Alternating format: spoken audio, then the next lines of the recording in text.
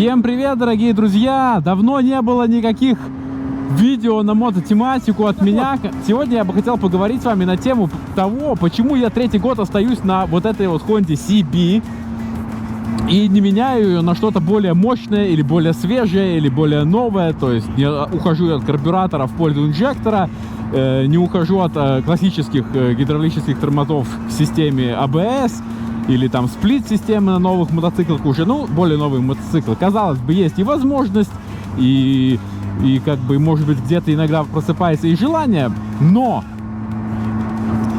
дело в том, что если вы смотрели видео, как мы с Олегом искали где-нибудь, ссылку опять или в описании внизу, или сверху с подсказки где-нибудь будет, как мы с Олегом искали для него Kawasaki Z750. Ребят, советую вам посмотреть это видео, и в бюджет до 5000 под мои критерии, лично мои критерии, ничего, вообще ничего не получилось. Я бы для себя такой мотоцикл ни один из тех не брал, и даже за пятерку. То есть, ну, вам надо посмотреть видео, чтобы вы понимали, о чем речь. Даже самый дорогой, от 3000 до 5, за 5000 я бы даже не рассматривал, потому что, ну, цена должна была быть бы за него поменьше. Но, тем не менее, эта Сибиха полностью в оригинале. 30, сейчас я нащелкаю, так, 900, 0, 33 тысячи километров оригинального пробега на сегодняшний день. Третий год я уже ей владею, это мой третий сезон. Ребят, я не понимаю, ну, на что мне ее менять. Единственное, что на какой-то новый мотоцикл. Пару слов, почему я остаюсь все-таки при своей Honda CB Hornet и не перехожу на что-то более новое, другое, на какую-то там МТХу или более новую там CB650. Посмотрите, сегодня 2024 год, и это мотоцикл 2007 года, и как он выглядит. То есть это трушная стритуха, абсолютно трушная, в которой металлический бак, никаких вот этих вот ЛГБТ пластиковых накладок здесь нет. Пластмасса, даже если есть, то, ну, на ощупь она более как бы качественная, не такая, как вот мы трогали Z800 Каву, и она вся такая, блин, какая-то из пластика, пластик на пластике. Здесь вот эти вот, кто понимает, о чем речь, вот такие вот грыжи просто пластики. В один раз ты ее роняешь, где-то приложил, но у всех бывает. И все, и ищешь потом этот дорогостоящий пластик, это все такое, блин, хлипкое от вибраций, разбалтывается. В общем, не то пальто, не то. Вот, и посмотрите на вот эту вот Сибиху. Тюнинг. Это акраб оригинальный под карбон. Пьюик крыло, карбон. Накладка оригинал, карбон. Плуг, хрен знает, Алиэкспресс, скорее всего. Ну, не я автор этого тюнинга, но тоже под карбон. И этот плуг, это вообще must-have для стритухи и любого мотоцикла, потому что он сразу как-то дополняет вот это вот, заполняет вот эту пустоту под трубами и дополняет образ мотоцикла. И сразу это выглядит более как бы так агрессивно, что ли. Вилка-перевертыш, то есть это не вот эта жидкая хлипкая подвеска. Ну, тормоза, я не знаю, там что там найти. Тормоза, я по траку не гоняю, мне этих тормозов хватает, ни син, не син, Брэмбо, не Брэмбо, вообще пофиг. То есть я не испытываю никакого дискомфорта от этих тормозов, что мне их там не хватает и так далее. Единственное, что вот у меня сейчас ТРВ-колодочки оставил, тоже на канале где-то есть видео, как я менял. Не советую, в общем, они какие-то скрипучие, вроде как сейчас притерлись, но, в общем, не нравится мне. Какая-то вон пыль уже появляется вокруг на перьях. Недоволен. Я недоволен. Лучше, наверное, надо было чуть переплатить и эти оригинальные Nissin ставить, и, как и стояли, и не париться, потому что с прошлым Nissin у меня вообще никаких проблем не было. Вот, так что я считаю, что мотоцикл абсолютно актуален в 2024 году, и не вижу ни одного аргумента за то, чтобы я все-таки от него отказался и сменил его на что-то другое. Ну, вот поставим сюда, допустим, сейчас Yamaha MT рядом. И вот скажите мне, MT, она красивее этого мотоцикла? CB это как бы в сторону классической стритухи. MT это в мейнстрим, это вот современная мода. Ну, может быть, MT, конечно, без элементов ЛГБТ, вот этой экологичной зеленой чепухи, которая сейчас заполонила наш мир. Но, тем не менее, они где-то равноценны. Это лучший мотоцикл для новичка по-прежнему, что и МТХ, и Сибиха. Ну, как бы она не стремится, эта Сибиха не стремится убить райдера однозначно. То есть, чтобы потом убиться, надо смело ее там за 6000 откручивать постоянно и в таком режиме дубасить. Вот тогда, может быть, и можно где-то там во что-то втереться, в какие-то проблемы. То есть отсутствие АБС мне абсолютно никак не мешает. Из каких-то визуальных дефектов, ну вот, хочу сказать, что я третий хозяин этого мотоцикла, и он в моих руках третий сезон. И из каких-то дефектов, ну какие-то вот, может быть, мелкие вот тут вот скольчики, которые непонятно откуда, и у меня есть подозрение, что они все-таки были получены в гараже где-то во время стоянки, а не во время эксплуатации. Ну вот от эксплуатации вот на хвосте еще вот так вот белые такие потертости имеются, и все, больше ничего здесь не деградировало, не зацарапалось и не сломалось. Так, сейчас курьер проедет, и мы продолжим. Салам алейкум. Вот. Так что я не вижу ни одного аргумента, почему я должен от него отказаться. Для моих потребностей, с моими пробегами около 3000 в год, вот да, я вот такой трушный байкер, который катается по выходным, порядка там 3000 километров в сезон, и для моих нужд это полностью их перекрывает. То есть я получаю свои эмоции как байкер, езжу от своей заправки до заправки по городу, и кайфую с друзьями, общаюсь. В общем, он дает мне то, что я от него ищу. Я не езжу на дальники, на какие-то прохваты и так далее. Поэтому не вижу ни одного аргумента, почему мне стоит отказаться от такого хорошего мотоцикла. Это без стеснения, я смею заявить. Ребята, если кто-то есть, кто смотрит хозяева Хорнетов, скажите, в каком у вас состоянии мотоцикла, можно ли их сравнить с моей Хондой, и почему вы до сих пор продолжаете ездить на своих мотоциклах. Далее, вот мы с Олегом искали Каву за 750, есть на канале видео, и мы не нашли ничего живого.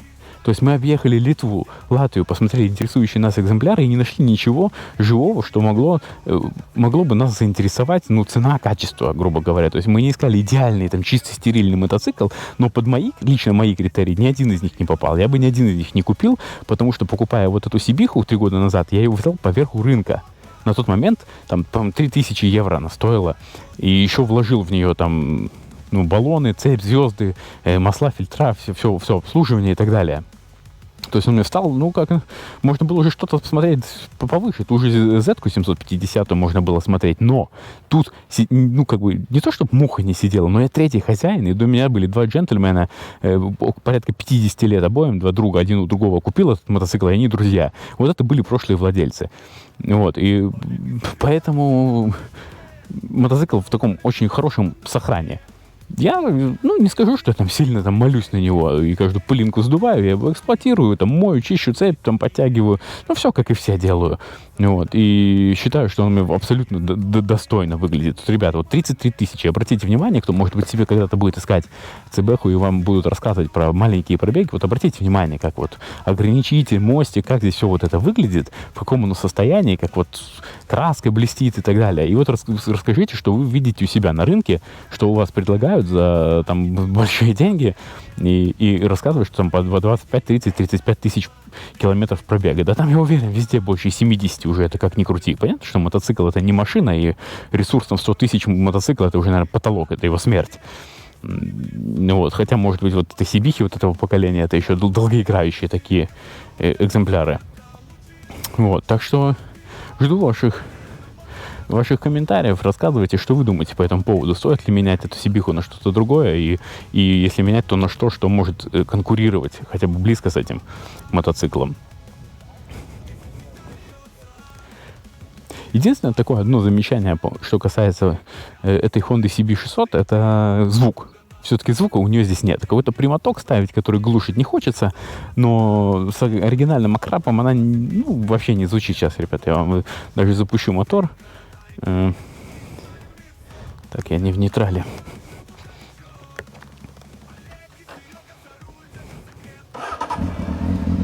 Вы слышите?